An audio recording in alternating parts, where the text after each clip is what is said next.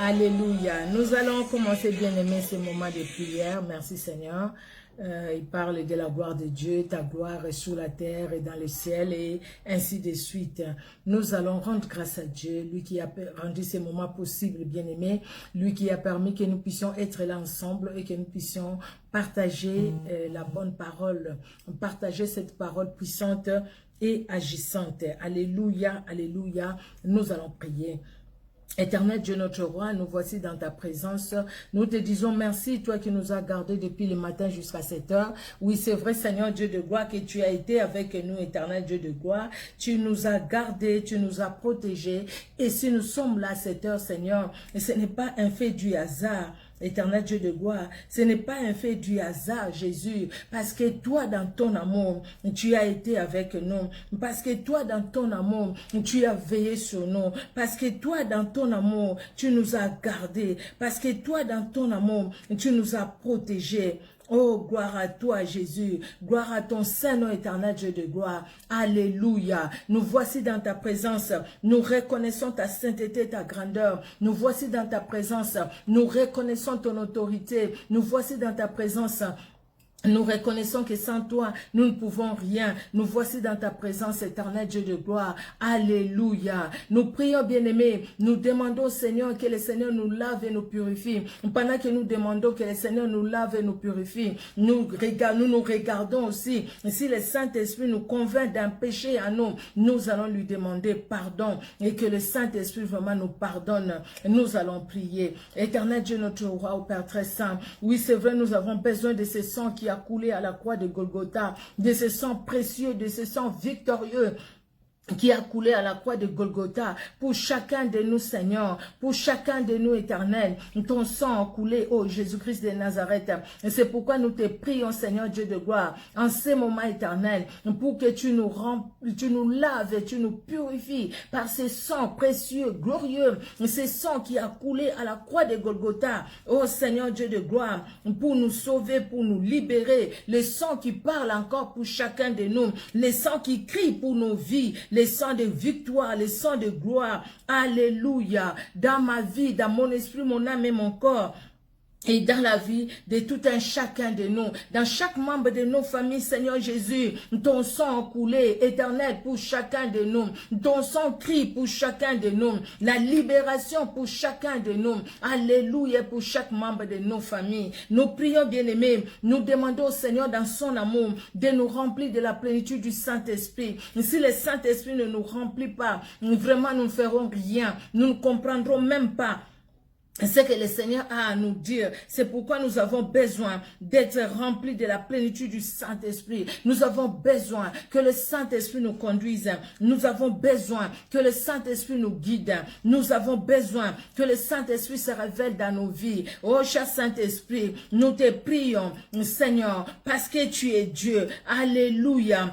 Parce que tu es vivant. Parce que tu es puissant. Nous te prions, Seigneur, pour que tu nous remplisses de toi. Remplis-nous de toi, remplis-nous de toi, remplis-nous de toi, cher Saint-Esprit. Oui, remplis-nous de toi, cher Saint-Esprit, remplis-nous de toi. Nous avons soif de toi, nous avons besoin de toi, l'Esprit de vérité. Sans toi, nous ne pouvons rien. Nous n'allons même rien comprendre. C'est pourquoi nous te prions, cher Saint-Esprit, afin que dans ton amour, tu nous remplisses, afin que dans ta bonté, alléluia, alléluia, que tu remplisses l'esprit, l'âme, le corps de tout un chacun de nous. Révèle-toi dans nos vies. Révèle-toi. Nous avons besoin de toi. Révèle-toi, Seigneur, dans le cœur de tout un chacun, dans l'âme de tout un chacun, dans l'esprit de tout un chacun. Alléluia, alléluia. Oh, tu es Dieu. Tu es redoutable, éternel. À toi l'honneur, à toi la gloire. Toi en qui il n'y a aucune ombre de variation. Dans le nom puissant et merveilleux de notre Sauveur et Seigneur Jésus-Christ, que nous te prions, Père très saint. Règne à Maître éternel. Règne à Maître Jésus. Que tout ce qui n'est pas de toi s'éloigne de nous au nom puissant de Jésus-Christ de Nazareth. Que tout ce qui ne confesse pas le nom de Jésus-Christ de Nazareth soit loin de nous, de nos maisons, de nos familles, au nom puissant de Jésus-Christ de Nazareth. Jésus-Christ règne, car toi c'est le Seigneur, règne éternel, règne pendant ces temps et parle dans nos cœurs pour ta seule gloire, tendre Père, dans le nom puissant et merveilleux de notre Sauveur et Seigneur, Jésus-Christ de Nazareth, que nous t'avons ainsi prié. Amen. Amen, amen, amen. Que Dieu bénisse tout un chacun. Bonsoir, bonsoir bien-aimés. Bonsoir à vous qui êtes là. Que Dieu vous bénisse. Vous savez, bien-aimés, nous allons prendre juste une minute, deux, pour partager la vidéo. Moi-même, je vais le faire parce que tout à l'heure, je n'ai pas pu. Donc, je vais le faire. Nous allons partager la vidéo dans quelques groupes où nous pouvons partager et sur nos murs aussi, si nous le pouvons, pour inviter une personne, pourquoi pas. Il n'y a rien de mal à inviter quelqu'un à écouter la parole de Dieu. Amen, amen. Donc nous allons partager la parole de Dieu, nous allons partager juste dans quelques groupes et le reste, ça sera après. Alléluia. Merci Seigneur Jésus-Christ de Nazareth. Merci les rois des gloires. Alléluia. Merci Jésus. Tu es Dieu. Tu es redoutable, éternel. Alléluia. Gloire au Seigneur. Désolé, excusez-moi. Non, c'est pas là.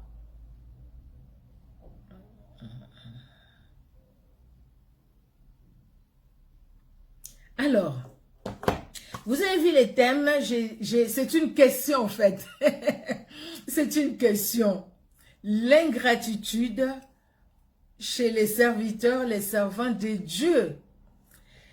Je vous assure, je vais juste prendre mes notes. J'ai préparé mes notes au fait pour parler de l'ingratitude de façon générale. Et dans les passages bibliques que j'ai pris, c'est l'ingratitude. D'ailleurs, j'ai écrit ingratitude envers Dieu et les autres.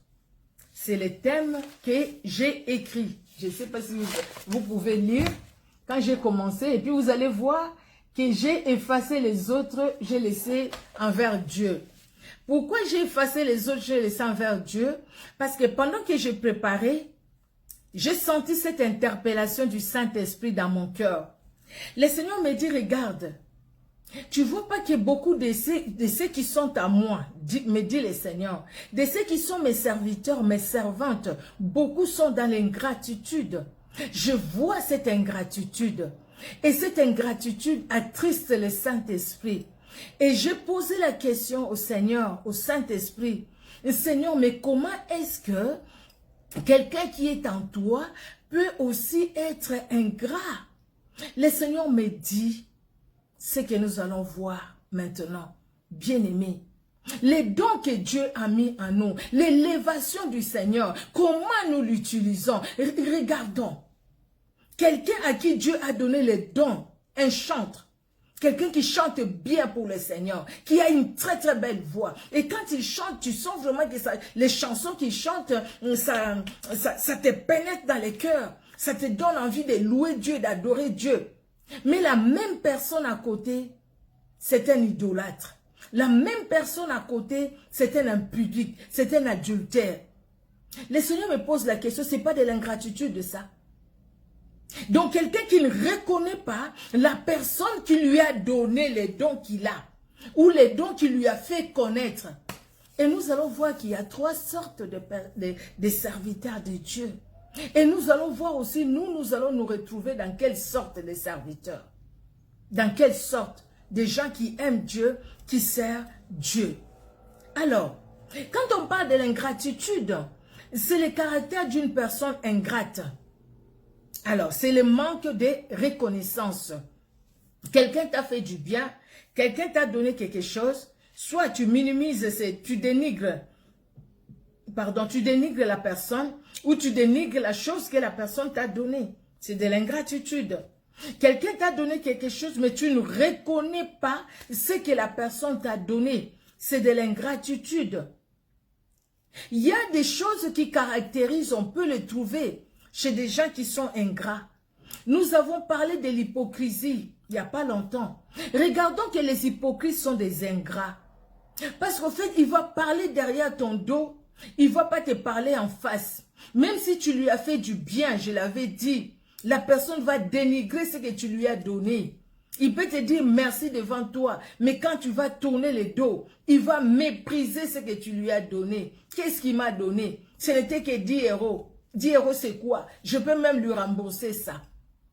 Mais tu n'en avais pas. Maintenant, on te donne. Au lieu d'être reconnaissant envers celui qui t'a donné les 10 euros, maintenant tu dénigres la personne. Il m'a donné que 10 euros. Mais 10 euros, c'est beaucoup. Vous voyez? Ingratitude. La personne qui est ingrat, bien-aimé, c'est une personne qui est dans l'envie. Il va tellement envier les autres. C'est pourquoi on va entendre ces témoignages, ces pasteurs-là qui avaient témoigné, qui avaient écrit, et puis après il est mort par accident, mais il avait écrit parce qu'il a trouvé les hommes de Dieu pour l'aider. À cause de l'envie, il est allé tomber très bas.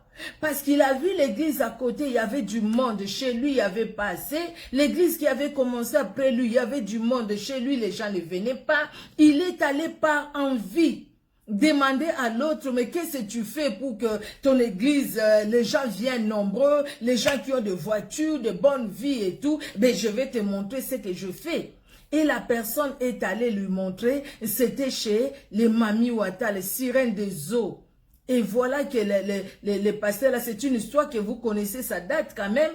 Vous voyez. Mais comment est-ce que cette personne, vous pouvez me demander, mais comment est-ce que cette personne est ingrat? Cette personne-là, ce serviteur de Dieu-là, était ingrat parce qu'il ne s'est pas contenté de ce que Dieu lui a donné. Vous voyez, si on ne se contente pas de ce que Dieu nous donne, nous tombons dans l'ingratitude de la personne qui nous a choisis et qui nous a donné le peu qu'il nous a donné. La Bible nous dit qu'à chaque jour suffit sa peine.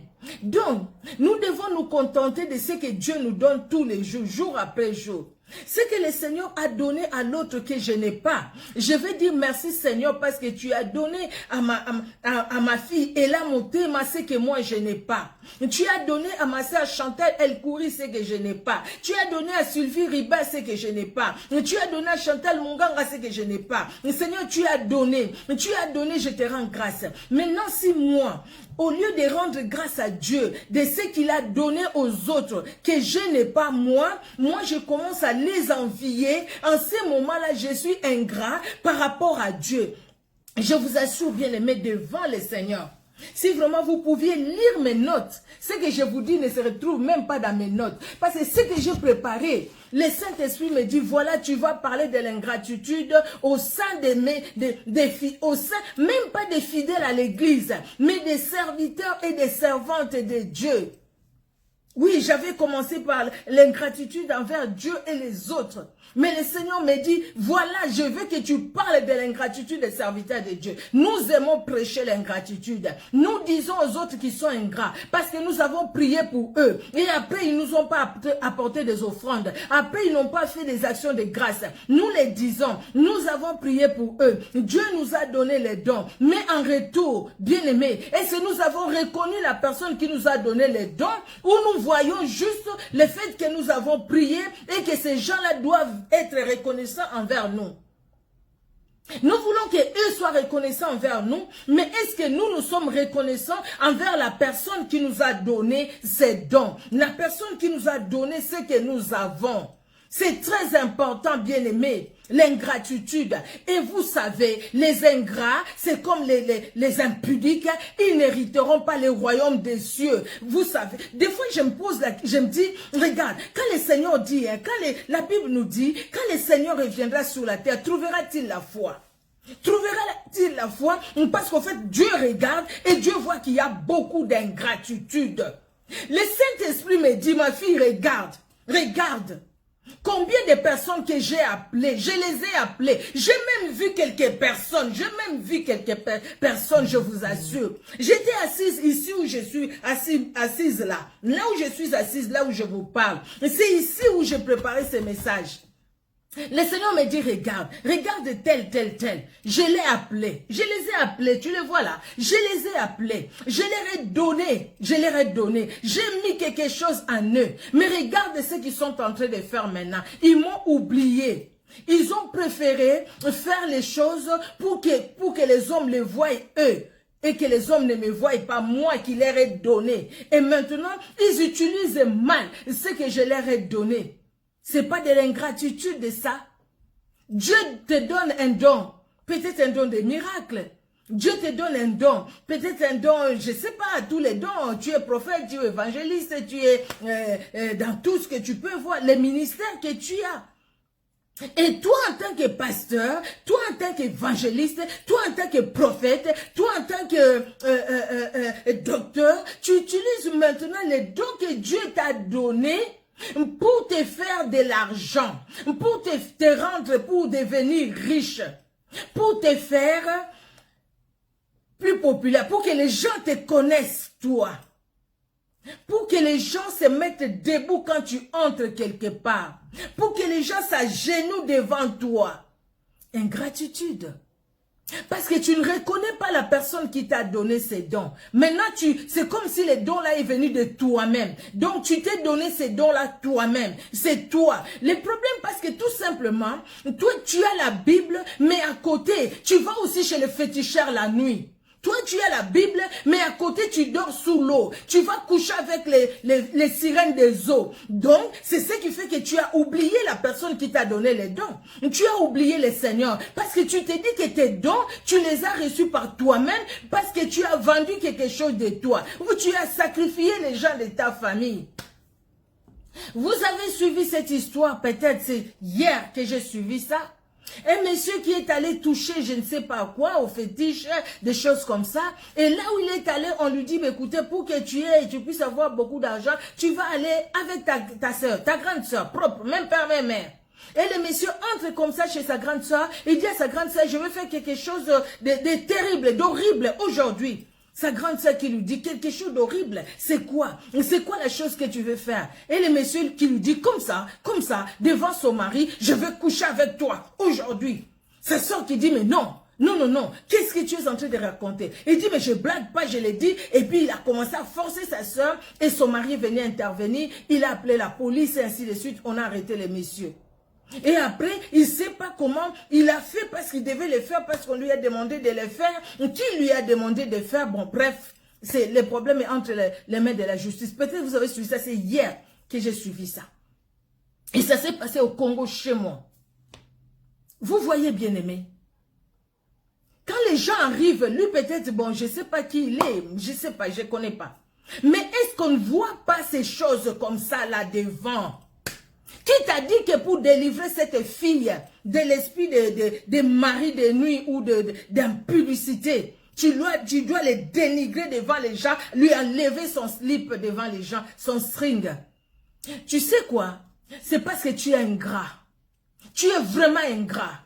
Tu as oublié ce que Dieu a fait de toi. Tu commences maintenant à faire des choses par toi-même.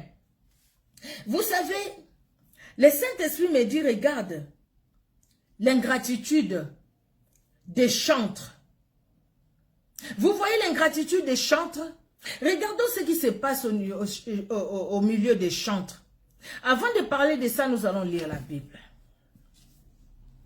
Vous allez prendre la Bible avec moi. Nous allons lire dans Deutéronome 32. Deutéronome 32. Du premier verset au 6e verset. Du premier verset au 6e. Deutéronome 32. Je vais lire. Cieux, prêtez l'oreille et je parlerai. Terre, écoute les paroles de ma bouche.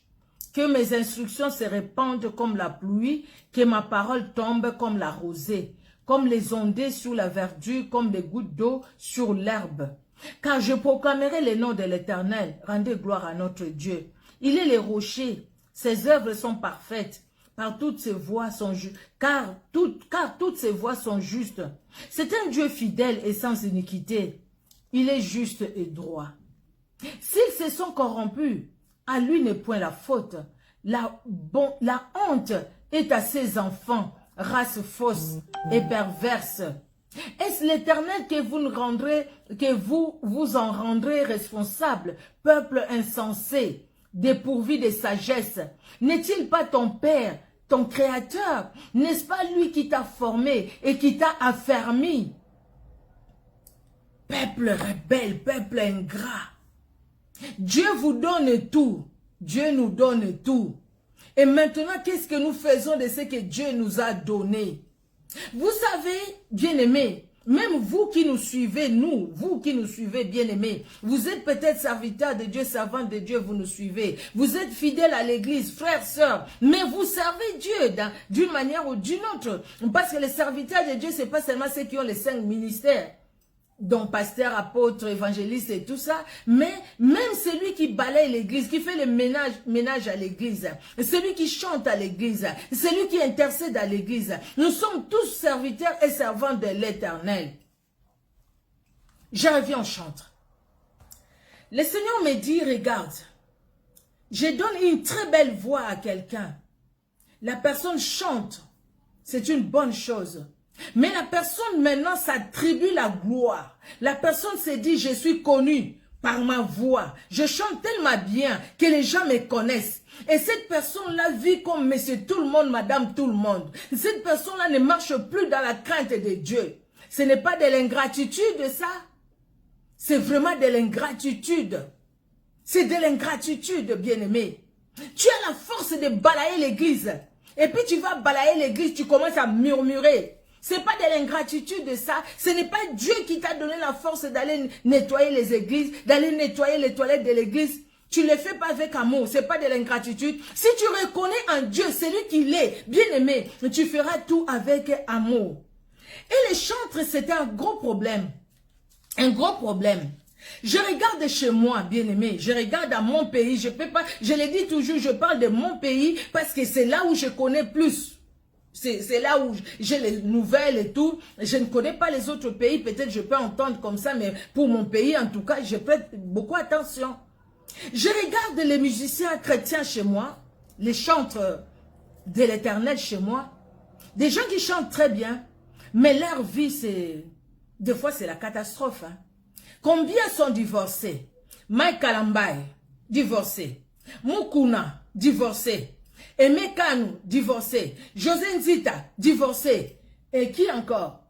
Je ne sais pas, les autres peut-être que j'ai oublié. Les gens qui ont divorcé, mais les gens qui continuent à chanter, les gens qui n'ont même pas été mis sous discipline. Vous savez pourquoi dans leurs églises on ne les a pas mis sous discipline? C'est tout simplement parce que quand eux ils chantent, il y a beaucoup de gens qui viennent et les églises ont beaucoup d'offrandes. Si on les met sous discipline et ils vont dire, bon, mettez-moi sous discipline, je ne chanterai pas. Vous allez faire vos campagnes là, je ne chanterai pas. Vos nuits de prière, je ne chanterai pas. Les chantres sont tombés dans l'orgueil. Regardons les chantres. C'est des gens qui sont... Il y en a un là, avec sa femme à la maison, il trompe sa femme à la maison, même avec les femmes mariées, avec les jeunes filles à l'église. Et beaucoup sont dans ces choses-là. Vous êtes ingrat tout simplement. Ne parlons même pas, parce que l'ingrat c'est un hypocrite aussi en même temps.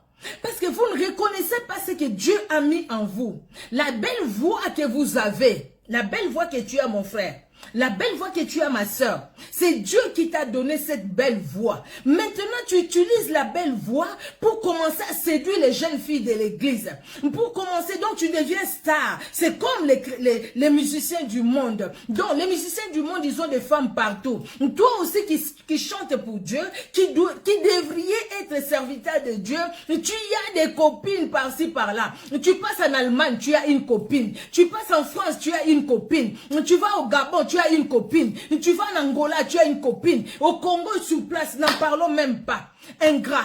Le Seigneur, mais vous savez bien aimé, je vous l'ai dit de la part du Seigneur. Et vous qui allez m'écouter, écoutez, prenez ça quand vous allez prendre. C'est votre problème. Moi, je fais ma part. Les serviteurs de Dieu, nous devons sortir dans l'ingratitude. Dieu nous donne tout. Regardons, nous qui sommes ici à Clermont-Ferrand, Dieu nous a fait grâce à un moment. Il y a eu beaucoup de gens de l'extérieur qui venaient. Bon, avec cette situation, c'est vrai que les déplacements sont limités. Les gens venaient de loin pour venir pour la prière. On a vu des délivrances vraiment que je n'avais jamais vues dans ma vie avant. Je vois toutes ces délivrances. Maintenant, quand c'est moi, maman Micheline, parce que c'était filmé, mais c'était filmé juste pour donner à la personne elle-même pour qu'elle voit comment les choses se sont passées. Moi, maman Micheline, si je prenais ces vidéos-là, je les mets sur YouTube, je les mets sur Facebook, avant même de prêcher comme ça, je mets les vidéos de délivrance. Les gens vont m'appeler. Maintenant, la gloire va revenir à qui?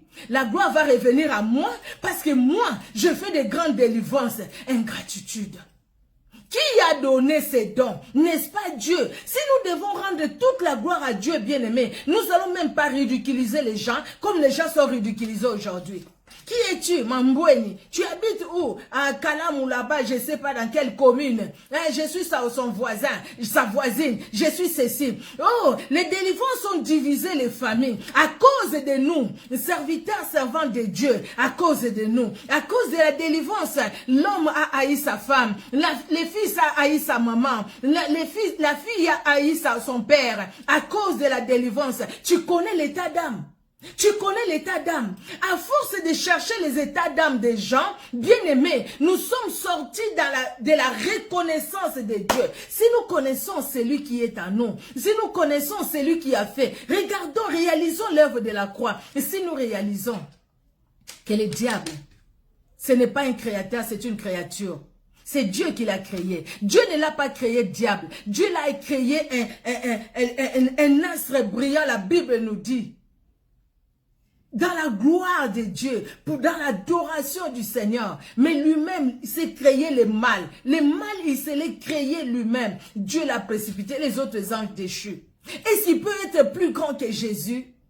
Est-ce qu'il peut être plus grand que son créateur? Les jours où le créateur va décider, ça sera sa fin.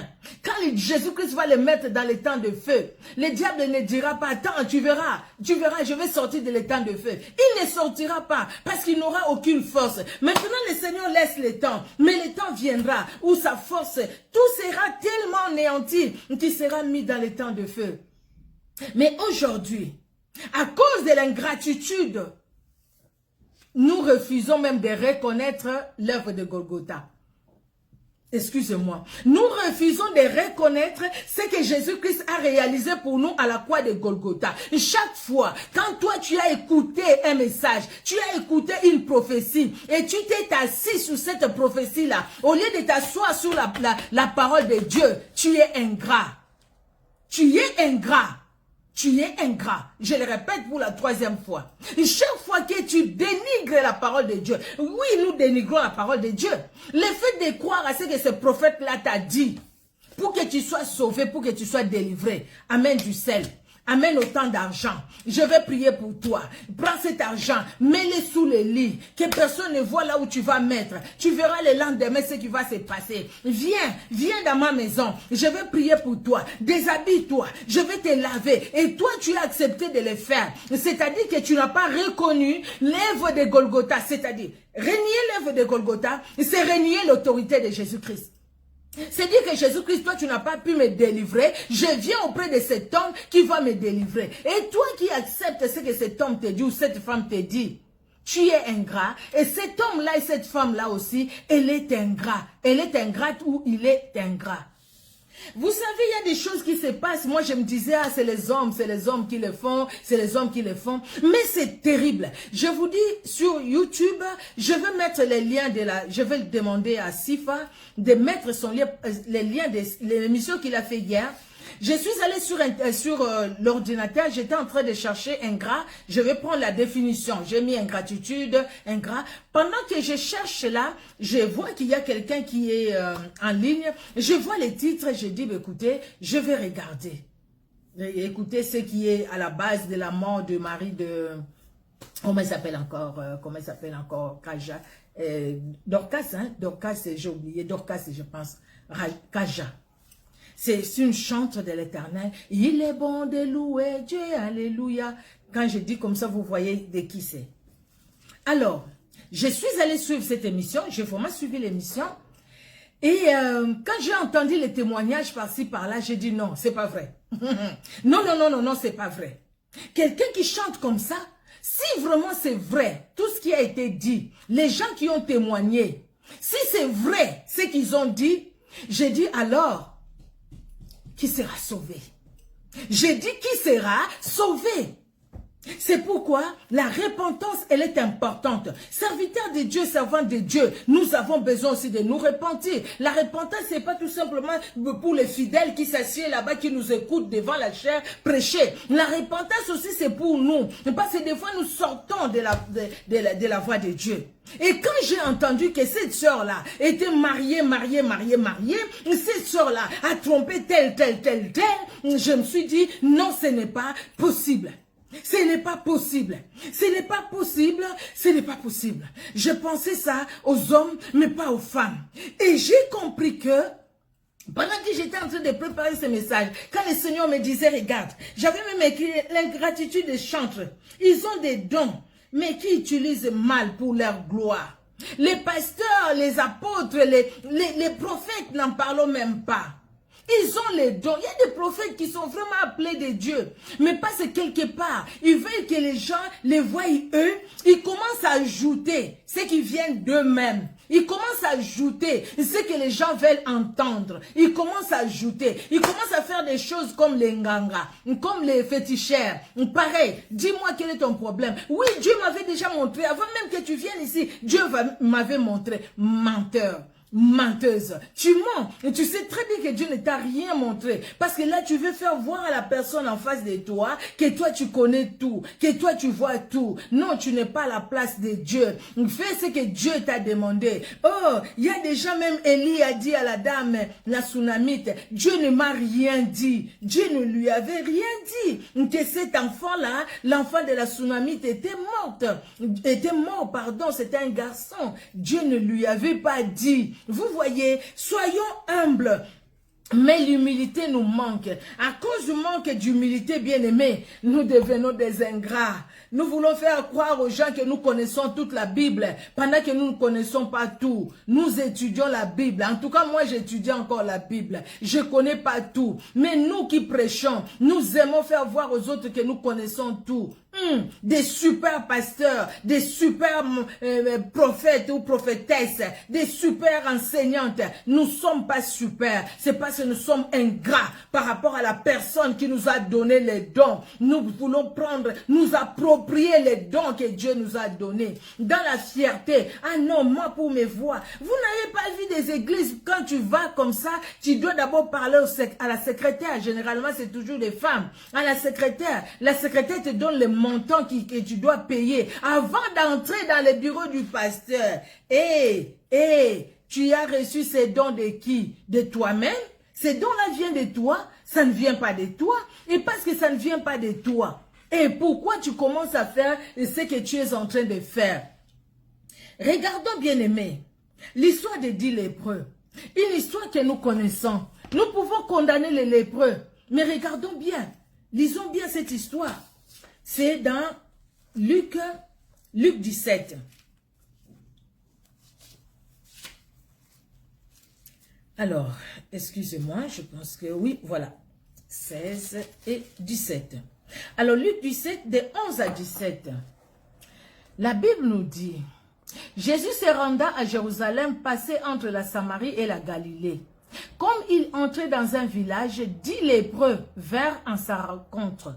Se tenant à distance, ils élevèrent la voix et dirent, « Jésus, Maître, aie pitié de nous. » Dès qu'il les eut vus, il leur dit, « Allez vous montrer au sacrificateur. » Et pendant qu'ils y allaient, il arriva qu'ils furent guéris. L'un d'eux, se voyant guéri, revint sur ses pas, glorifiant Dieu à haute voix. Il tomba sur sa face aux pieds de Jésus et lui rendit grâce. C'était un Samaritain. Jésus prenant la parole dit, « Les 10 n'ont-ils pas été guéris? Et les 9 autres, où sont-ils? » Et le 18 nous dit, « Ne s'est-il trouvé que cet étranger pour revenir et donner gloire à Dieu? » Ne s'est-il trouvé que cet étranger? C'est-à-dire que les autres, ils étaient qui? Ils n'étaient pas étrangers. C'est-à-dire que les autres, ils étaient les enfants de la maison. C'est-à-dire de la race juive. Ils ont été guéris, ils sont partis. Oh, c'est Jésus, il est juif comme nous, hein. Ils sont partis. Comment ils ont pris Jésus-Christ? Mais cet étranger, il comprend qui est Jésus-Christ pour lui. Cet étranger se comporte en fils. Cet étranger, il reconnaît que Jésus-Christ, ce n'est pas tout simplement la guérison qu'il donne, mais lui-même, il se donne à moi, même s'il n'était pas encore mort. Donc, je veux ce Jésus, je veux la parole qu'il est, je veux lui, parce que la vie c'est lui. La guérison, il me l'a donné, il a la guérison.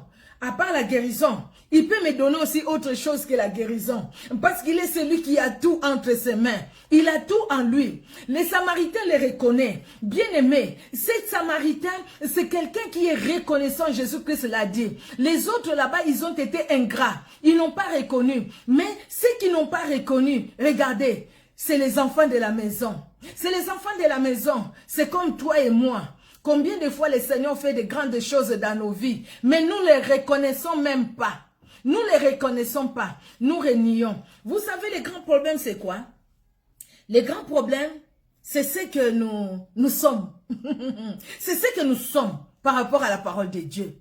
C'est ça le grand problème. Le grand problème, comment nous considérons Jésus.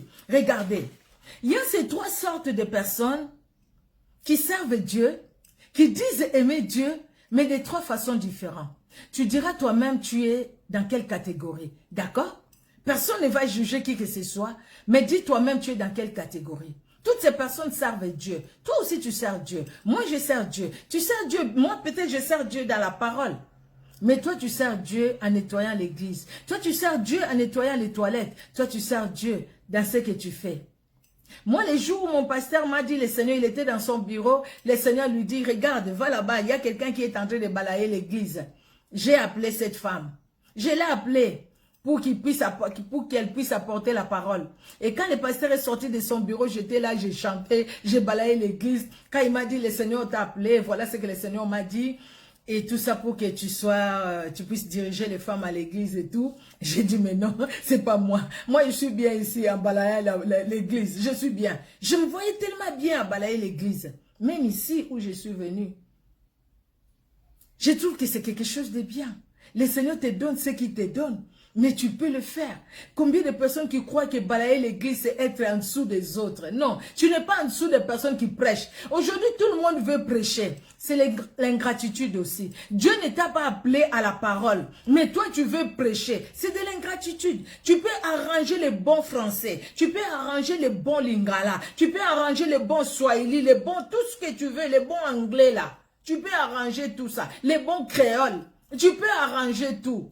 Mais si ce n'est pas Dieu qui t'a appelé, ce que tu vas faire, ça sera juste pour ta gloire. Ça ne sera pas pour la gloire de Dieu. Donc, tu seras ingrat par rapport à la personne qui t'a appelé et dans ce qu'il t'a appelé. Je pense que nous nous comprenons. Il y a des gens qui servent Dieu, qui aiment Dieu, mais comme des mercenaires. Les mercenaires, vous pouvez regarder dans le dictionnaire, c'est la personne qui agit que pour un salaire. Donc, c'est la personne qui est inspirée que par les profits. Je vais travailler pour toi, tu me donnes quelque chose. Je te suis, Seigneur, parce que tu m'as donné la santé. Les jours où je n'aurai pas la santé, je ne te suivrai pas. Oui, ma sœur Marilyn, je savais que tu étais là, c'est pourquoi je parlais de créole. Vous voyez? Donc, les jours où le Seigneur ne me donne pas la santé, moi, je ne le suis pas. Seigneur, tu me donnes, sinon je déchire la Bible. Seigneur, tu me donnes, sinon je ne prie plus. Nous lançons des défis à Dieu. C'est quelqu'un qui est à l'église, hein? C'est quelqu'un qui sert Dieu, hein? Qui chante, qui fait tout ce qu'il peut faire à l'église, hein? Mais qui dit à Dieu, Seigneur, tu me donnes, si tu ne me donnes pas, alors c'est fini. Moi, je t'oublie. J'ai suivi même un pasteur très connu. Très connu. Alors, il donne son témoin, j'ai dit à Dieu, tu me donnes l'argent. Si tu ne me donnes pas, j'arrête de prier. Je l'ai suivi sur YouTube. Un pasteur, il doit être ivoirien ou je ne sais plus. Très connu. Très connu. Quand je parle là, les personnes qui suivent les infos YouTube et Facebook, je pense, vous voyez de qui je veux parler. Et il dit, j'ai défié Dieu. Même la personne qui lui pose la question, mais là, vous avez défié Dieu. Il dit, ben oui. Il est mon père, je le défie. Il est notre papa, mais regardons, Dieu il est notre papa, il n'est pas notre grand-père. Nous lui devons du respect. Nous sommes des créatures, il est créateur.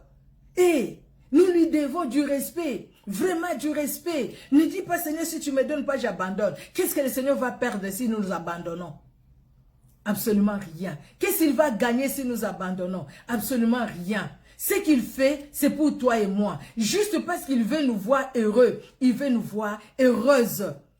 C'est pourquoi il fait ce qu'il fait. Regardez dans Jean 6, 66 à 69.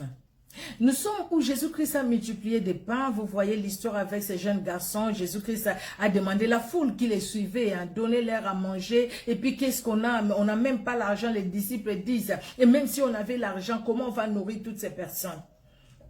Et puis il y avait un jeune garçon qui avait 2 poissons et 5 pains, je pense, hein, à moins que j'oublie. Alors, Jésus-Christ a fait la multiplication de pain. Et les gens étaient contents parce que c'était du bon pain. Seigneur, donne-nous toujours de ce pain. Jésus-Christ en profite pour parler de lui qui est le pain de vie. Jésus-Christ parle de lui. C'est moi le pain de vie. Et puis à un moment, Jésus-Christ va dire, écoutez, vous savez quoi? Ces pains-là, vous allez manger, vous allez encore avoir faim. Mais moi, je suis le pain de la vie. Celui qui me mange n'aura plus faim. Et si tu ne me manges pas, si tu ne manges pas mon corps, qui est le pain, tu n'auras pas la vie. Si tu ne bois pas de mon sang, tu n'auras pas la vie. Beaucoup de personnes sont parties. Ils se sont enfuis. Et Pierre qui est resté, les autres, Jésus-Christ se tourne vers eux, il leur demande, et vous n'allez pas, vous ne partez pas? Nous allons lire. Et Pierre va dire, à qui d'autres irions-nous? C'est toi qui as les paroles de la vie. C'est toi qui as la vie. Parce qu'ils ont compris qui était Jésus-Christ. Alors, la Bible dit, et il ajouta, c'est pourquoi je vous ai dit que nul ne peut venir à moi si cela ne lui a été donné par le Père. Dès ce moment, plusieurs de ses disciples se retirèrent et ils n'allaient plus avec lui. Jésus donc dit aux 12, et vous ne voulez-vous pas aussi vous en aller? Simon-Pierre lui répondit, Seigneur, à qui irions-nous? Tu as les paroles de la vie éternelle. Tu as les paroles de la vie éternelle. Mais les personnes qui suivaient Jésus, parce que Jésus-Christ avait multiplié les pains, c'était comme des mercenaires. Et parmi eux, il y avait des disciples. Parce qu'il y avait beaucoup de disciples, en fait. Jésus-Christ, avant c'était 72 hein, ou 72 disciples. Hein, et ils sont restés 12. Et les autres sont partis. Alors, je voulais lire un peu avant. C'est pourquoi je vous ai dit, je voulais lire un peu avant. Je dis, dans la synagogue enseignante, j'ai cherché un verset là. Quand les 72 qui sont partis, voilà, bon, j'avais préparé ça, mais je ne trouve pas. Les 72 qui étaient là avec Jésus. Mais quand Jésus-Christ a dit, celui qui ne mangera pas de mon corps, celui qui ne boira pas de mon sang, n'est pas digne de moi, n'aura pas la vie éternelle. Les 72, dont les autres là sont partis, et les 12 sont restés. C'est comme ça que Jésus-Christ va se retourner vers eux pour demander, oui, d'ailleurs, les 66, c'est le verset 66. Dès ce moment, plusieurs de ses disciples se retirèrent et ils n'allaient plus avec lui. On venait d'ailleurs de le lire. Dès ce moment, plusieurs des disciples sont partis. Ils étaient disciples. Ils n'étaient même pas la foule. Que la foule parte, on va comprendre. Mais que les disciples s'en aillent, tout simplement parce qu'ils refusent de comprendre la parole. C'est quelqu'un qui suit Dieu, qui sert Dieu, qui dit aimer Jésus, parce qu'ils étaient là avec Jésus. Mais c'est quelqu'un qui les suit que par profit. Par profit. Je profite de toi, parce que si je suis avec Jésus, je veux manger du pain, je veux manger du poisson. Les pains là, c'est très bon. Les poissons là, c'est très bon. Donc, je profite, il est le maître. Lui, il est venu pour sauver Israël de la domination romaine. Donc, je suis avec lui. Donc, quand je suis avec lui, quelque part, je suis aussi protégé. Mais je ne vois pas lui, la personne. Moi, je le vois, c'est ce chef qui est venu pour libérer Israël de la domination romaine. Les disciples, ils servaient Dieu, mais ils sont partis. Vous voyez, bien-aimés? Et il y a aussi une autre catégorie de gens. qui manifestent aussi l'ingratitude. Ces mercenaires-là, c'est des gens qui sont ingrats. Parce qu'au fait, ils ne reconnaissent pas ce que Jésus-Christ est. Mais ils viennent juste manger, je l'ai dit tout à l'heure. Quand il n'y a pas à manger, non. Il n'y a pas de relation avec Dieu. Quelqu'un malade dans ma famille, Jésus, guéris-les, guéris-les, guéris-les, guéris-les. Si la personne meurt, ah Seigneur, pourquoi tu as fait ça? Alors moi, je déchire la Bible, je ne prierai plus. Pourquoi tu as fait ça? Pourquoi tu as fait ça? Quand je perds le travail, pourquoi tu as fait ça? J'ai perdu mon travail. Toi, tu ne m'aimes pas. Tu n'aimes que les autres. Seigneur, pourquoi jusqu'à cet âge, tu ne me donnes pas les mariages? Pourquoi? Je ne veux plus te servir parce que tu ne m'as pas donné les mariages. Profit. Tu sers Dieu comme un mercenaire. Et la deuxième catégorie, c'est dans Luc 15. Luc 15. C'est cette histoire avec, vous voyez, le fils prodigue qui est parti, son frère qui est resté. Et les paroles qu'il va dire à son père, de 29 à 32. Luc 15, de 29 à 32, la Bible nous dit, mais il répondit à son père. Déjà, si on peut lire le verset 27, hein, pour comprendre un peu. Ses serviteurs lui dit, ton frère est de retour. Et parce qu'il a retrouvé en bonne santé, ton père a tué le veau gras.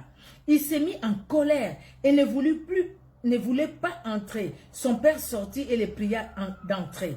Mais il répondit à son père, voici, il y a tant d'années que je te sers, sans avoir jamais transgressé tes ordres, et jamais tu ne m'as donné un chevron pour que je me réjouisse avec mes amis. Et quand ton fils est arrivé, c'est lui qui a...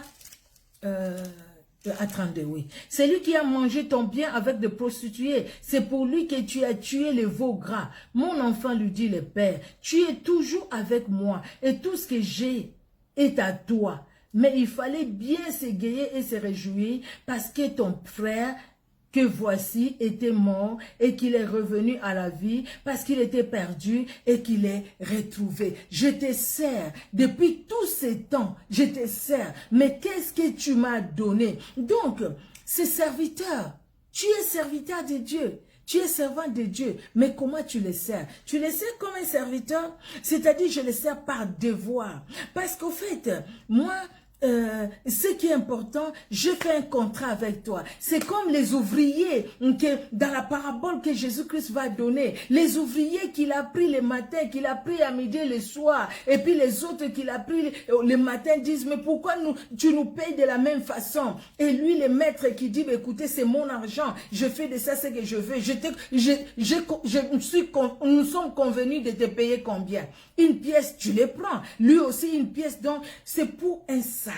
Donc, c'est-à-dire, tu sers Dieu parce que tu t'attends à quelque chose. Un peu comme les mercenaires qui y veulent le profit et toi, tu as un devoir. Au fait, c'est un contrat. C'est comme quelqu'un qui va travailler. À la fin du mois, il faut qu'on te paye. Tu as un salaire à la fin du mois. Donc, je sers Dieu parce que je sais que Dieu va me payer. Oui, la Bible nous dit qu'il est le rémunérateur de ceux qui les cherchent. Bien aimé, mais dans la rémunération que le Seigneur nous donne, ce n'est pas la rémunération physique, bien-aimé. Non, sur le plan, comme il disait à Pierre, celui qui me suit, celui qui aura quitté son père, sa mère et sa famille, il aura de la famille, il aura des maisons et il aura la vie éternelle. Il aura aussi des persécutions. Donc, voilà celui qui comprend. Il comprend que oui, même si j'ai le matériel, mais ce qui est important, c'est ma relation avec Jésus-Christ. Et si on comprend ça, bien-aimé, nous allons être toujours reconnaissants envers Dieu, quelle que soit la situation que nous pouvons traverser, mais nous serons toujours reconnaissants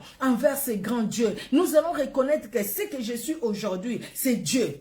C'est Dieu. Et les personnes aujourd'hui qui ne connaissent pas le Seigneur, ils sont là beaucoup, qui sont aujourd'hui dans la vie qu'ils sont en train de vivre. Mais moi, ce que je suis aujourd'hui, Dieu m'a fait la grâce de les connaître et surtout de les servir.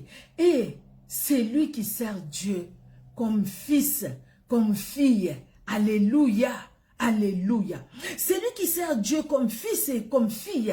Celui-là va servir Dieu par amour, avec amour. Il va dire comme David a dit, je suis dans la joie quand on me dit, allons à la maison de l'Éternel. Allons, c'est une joie pour cette personne-là d'être dans la présence de Dieu. Donc cette personne-là peut avoir ou ne pas avoir. Il est toujours là dans la présence de Dieu. Cette personne-là peut traverser des moments difficiles ou des moments de joie. Il est toujours dans la présence de Dieu. Dans la joie, il chante des cantiques au Seigneur. Dans la peine, il loue Dieu malgré la peine. Cette personne-là ne va pas s'écarter de la parole de Dieu. Vous savez, servir Dieu comme fils, c'est lui être reconnaissant. Reconnaître l'œuvre de Golgotha, reconnaître que si aujourd'hui je suis dans la paix, c'est par Jésus-Christ. Donc, je peux manquer le pain, mais la paix dans mon cœur, je ne manquerai pas. Je peux manquer l'habit, quelque chose pour me couvrir le corps, mais l'amour dans mon cœur pour la parole. Vous savez, celui qui sert Dieu comme fils, comme fille, ce n'est pas un chrétien chariot, une chrétienne chariot. On ne te pousse pas, on te dit pas, on t'a pas vu à l'église. Ah non, j'étais malade pendant que tu es resté regarder les séries télé. Cette personne-là, c'est quelqu'un qui marche dans la crainte de Dieu. Et marcher dans la crainte de Dieu, bien-aimé, c'est ça vivre la vie de Christ. C'est ça, bien-aimé, être dans la reconnaissance. Le Seigneur, c'est qu'il veut tout simplement de toi et de moi, au travers de cette exhortation, bien-aimé, c'est que nous puissions les servir comme des fils et des filles. C'est-à-dire par amour. Parce que nous avons connu qu'il est amour, nous avons accepté cet amour dans nos cœurs et nous lui rendons aussi l'amour. Nous vivons dans l'amour, bien-aimé. Nous ne vivons pas par nous-mêmes, mais par amour. Alléluia. Regardez quand Jésus-Christ lui-même prie dans Jean 17. Jean 17, voilà. Jean 17, de 6 à 8, la Bible nous dit, « J'ai fait connaître ton nom aux hommes que tu m'as donné du milieu du monde. Il était à toi et tu me les as donnés. Ils ont gardé ta parole. Maintenant, ils ont connu que tout ce que tu m'as donné vient de toi, car je leur ai donné les paroles que tu m'as données. » Et ils les ont reçus et ils ont vraiment connu que je suis sorti de toi et ils ont cru que tu m'as envoyé. Parce que je ne suis pas venu par moi-même. Je ne fais pas les choses par moi-même, mais je fais par celui qui m'a envoyé. Quand Jésus-Christ est prié même à Gethsemane, s'il est possible, éloigne de moi de cette coupe. Mais toutefois, pas ma volonté, mais ta volonté. Il cherche la volonté de celui qui l'a envoyé, la volonté de son Père. Toi et moi, nous devons aussi chercher la volonté de Dieu. Si nous marchons dans la volonté de Dieu, chantres, pasteurs, évangélistes, tout ce que nous sommes, serviteurs, servants de Dieu, nous allons marcher dans la gratitude envers notre Dieu.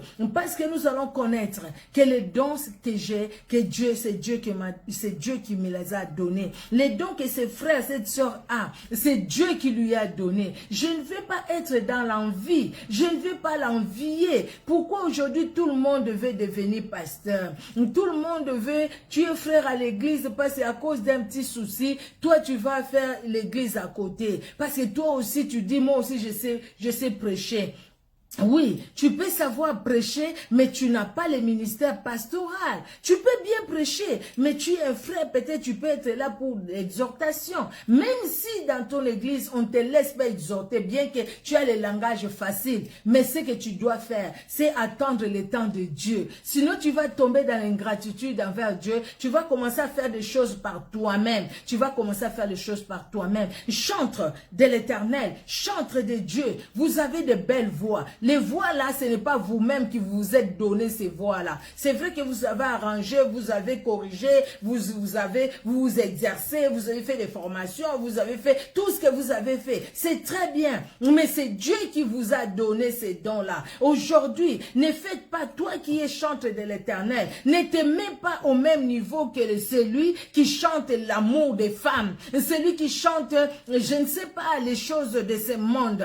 Toi, tu chantes la parole de Dieu. Donc cette parole, tu dois aussi la vivre. Tu dois la vivre. Ce n'est pas parce que celui-là à côté a des copines par-ci, par-là, toi aussi tu dois avoir des copines par-ci, par-là. Et pourquoi vos épouses vous quittent? Généralement, c'est à cause de vos copines à gauche, à droite, parce que vous êtes moins sérieux, beaucoup sont moins sérieux, à cause de vos copines à gauche, à droite. Et si aujourd'hui, même vous, nos sœurs, vous commencez à agir comme ça, là, comme l'histoire que nous avons là aujourd'hui, mais c'est horrible.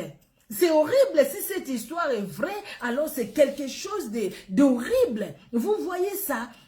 Alors, il faut savoir qui vous êtes. Vous servez Dieu comment?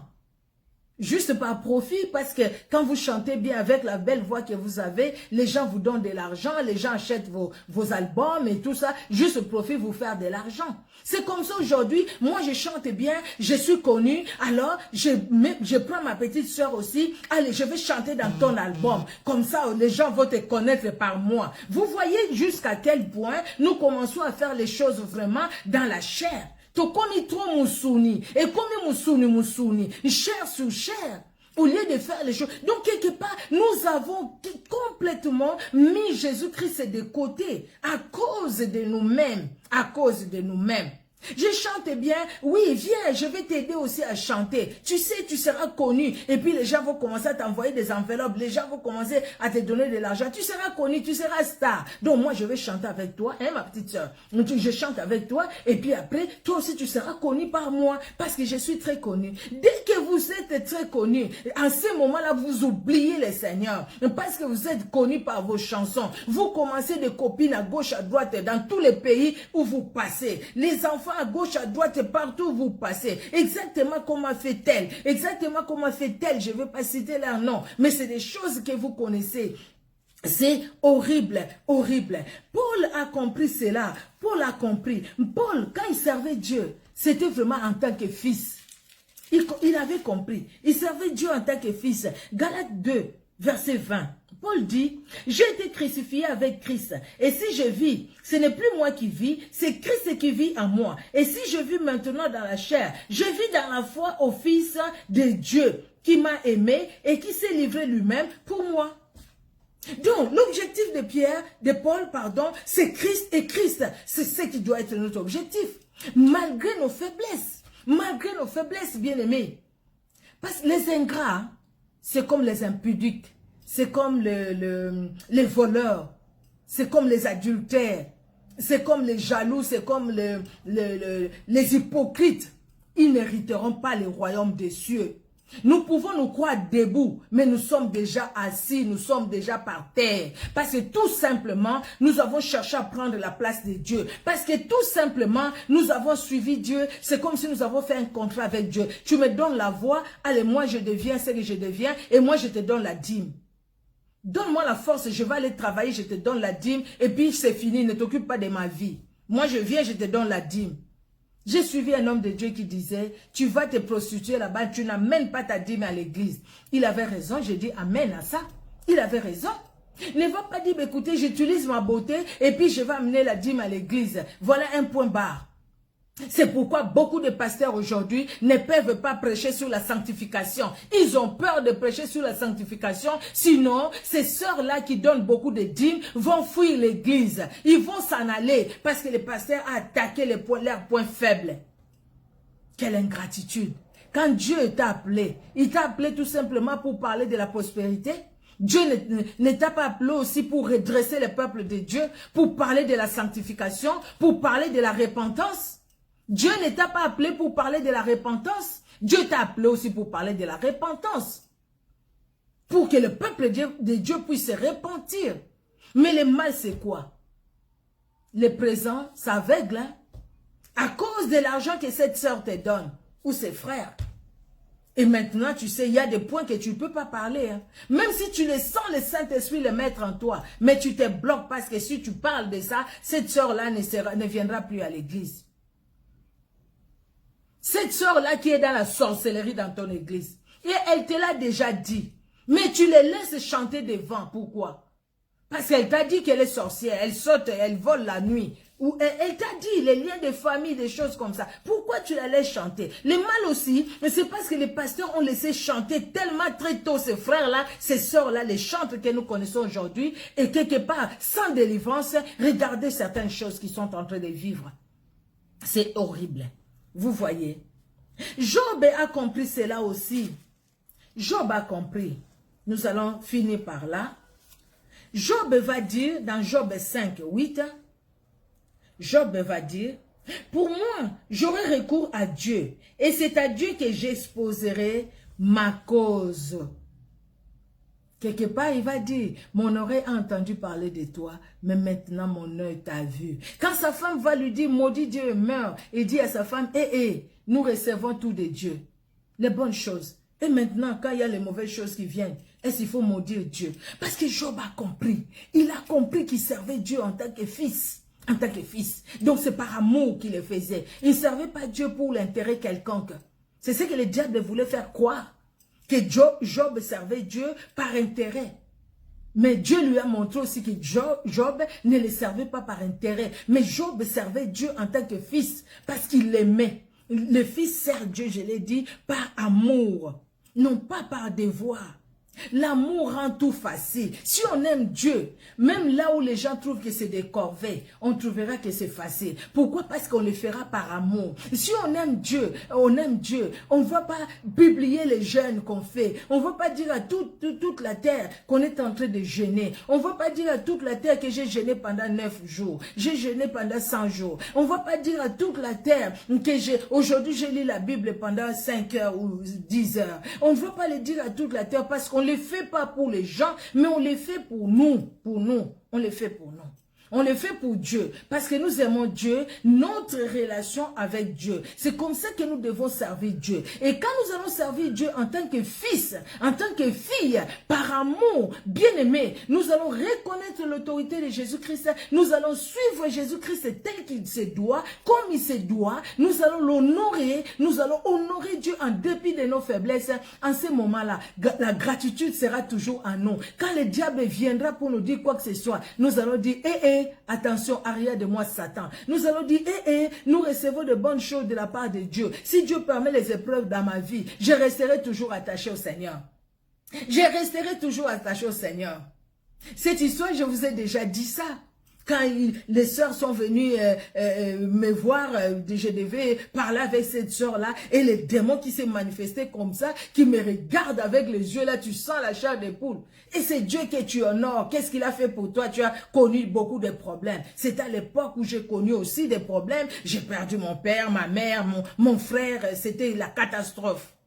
C'est Dieu là que tu sais, que tu honores. Je vous dis la vérité, c'est sorti comme ça. C'est Dieu là que tu honores. Qu'est-ce qu'il a fait pour toi? Tu as connu des problèmes. Je me suis levé. J'ai dit, écoute-moi bien. C'est Dieu là, je l'honorerai. Je l'honorerai toujours. Même si j'ai perdu mon père, je vais honorer ce Dieu. Même si j'ai perdu ma mère, je vais honorer ce Dieu. Même si j'ai perdu mon petit frère, je vais honorer ce Dieu. Et les démons affirment, ah non! Mais enlève les mains, tu dois écouter maintenant.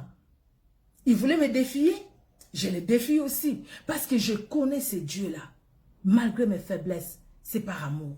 Si nous suivons Dieu par amour, bien-aimé, là, si c'était par intérêt, comme les mercenaires ou les serviteurs, juste parce que c'est un contrat, je pouvais dire effectivement, c'est Dieu-là que je sers. Pourquoi il m'a laissé dans cette situation difficile dans ma famille? Au fait, ces démons-là peuvent avoir raison. Vous savez combien de fois nous donnons raison aux démons? Nous donnons raison aux gens de ce monde? Combien de fois? À cause de l'ingratitude. Soyons des fils et des filles. Vous savez, serviteurs, mais fils et filles. Pas juste au niveau du serviteur. Sinon, ça sera juste un contrat. Tu es mon maître, je suis ton serviteur. Je te sers, tu me payes. Tu me gardes en vie, tu me donnes la santé. Et puis voilà, c'est tout. Moi, je te sers. Les jours où je n'ai pas la santé, qu'est-ce qui va arriver? Les jours où je manque quelque chose, qu'est-ce qui va arriver? Je te sers, tu es le rémunérateur de ceux qui te chargent. Allez, paye-moi. Tu ne me payes pas, moi, je ne peux plus supporter. Allez, je m'en vais. Je commence à faire autre chose. Mercenaires. Mais servons Dieu comme des fils et des filles. Et en ce moment-là, nous allons vivre dans la gratitude. Amen, amen. Que Dieu, dans son amour, bénisse tout un chacun de nous, bien-aimés. Soyez richement bénis et que Dieu nous aide dans sa bonté. Amen. Nous allons prier. Nous allons prier, bien-aimés. Chacun de nous va demander au Seigneur, va dire au Seigneur ce qui monte dans son cœur. Va dire au Seigneur comment tu te trouves toi par rapport à la parole de Dieu. Comment tu te vois toi-même. Prions. Éternel Dieu notre roi, nous te rendons grâce pour ton amour qui est au-dessus de tout. Merci et merci encore pour ta fidélité. Merci pour ta parole. Jésus-Christ aide chacun de nous à te servir comme fils, comme fille, afin que nous demeurions dans la gratitude. C'est ce que tu veux de tout un chacun de nous. Parce que l'ingratitude nous éloigne de toi. L'ingratitude nous ferme les cieux. L'ingratitude nous ferme la porte des bénédictions. L'ingratitude nous amène, Seigneur Dieu de gloire, à te trahir par nos paroles, par nos actes. L'ingratitude nous amène, Seigneur, loin de toi. Nous éloigne de toi. Oh, ce que tu veux, toi, que nous demeurions en toi, éternel Dieu de gloire, en tant que fils et fille. Gloire te soit rendue. Merci de bénir cette soirée dans le nom puissant de Jésus-Christ que nous t'avons ainsi prié. Amen. Amen, amen, amen. Merci, merci, bien-aimés. Vraiment que Dieu, dans son amour, vous bénisse abondamment. Soyez bénis, serviteurs de Dieu, servantes de Dieu. Que Dieu vous bénisse. Nous sommes tous d'ailleurs serviteurs et servantes de Dieu, bien-aimés. C'est pas tout simplement, je l'ai dit, hein, nous qui apportons la parole, mais vous aussi, dans ce que vous faites, vous servez le Seigneur. Que Dieu vous bénisse abondamment. Amen. Soyez bénis. Au revoir.